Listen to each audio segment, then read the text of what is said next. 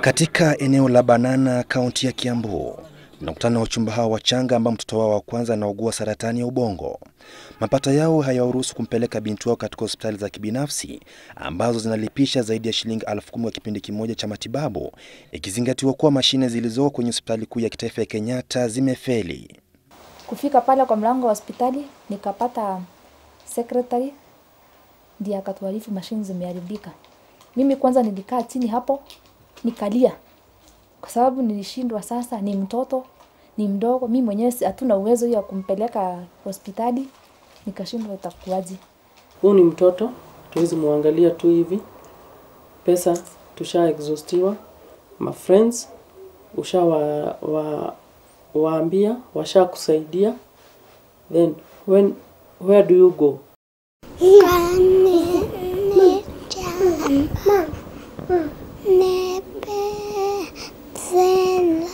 Anapojikakamua kuimba wimbo wake upendao, Celine Wanjiru hajui ni kipi kinachoendelea.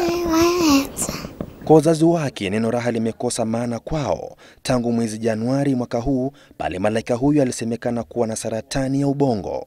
Alianza tarehe 17, alikuwa maliza tarehe 25 mwezi wa 3. Alikuwa ameenda 14 sessions, 14 zilikuwa zimebaki 14.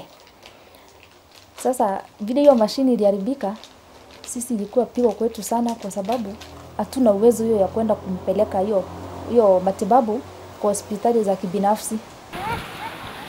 Uchungu wa mwana bila shaka aujuaye ni mzazi. Na kadri siku zinavyosonga, wazazi wa Celine hawajui ni lini binti wao mcheshi ataleta raha tena katika maisha yao. Inatuumiza sisi kama wazazi kukaa chini kuona mtoto anaumia na sisi wenyewe hatuna uwezo. Kwa upande wake, serikali imeahidi kuwa itaboresha vifaa vya afya kote nchini. Endapo unadhani kuwa huu ni mtindo wa kunyoa, basi umenoa. Ndio mojawapo ya athari za ugonjwa wa saratani ya ubongo. Kwa upande wake, mtoto Celine alizaliwa akiwa na afya zake.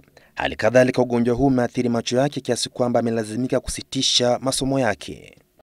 Kuharibika kwa mashine mbili za kuwatibu wagonjwa wa saratani katika hospitali kuu ya kitaifa ya Kenyatta kumekuwa pigo kwa maelfu ya wagonjwa wa saratani, na moja kati yao ni mtoto huyu mdogo mwenye miaka 4, Celine Wanjiru, ambaye pia ameathirika.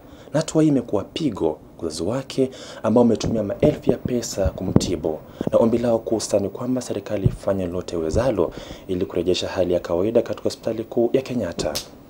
Tom Wanjala, Nipashe Wikendi, kutoka eneo la Banana, kaunti ya Kiambu.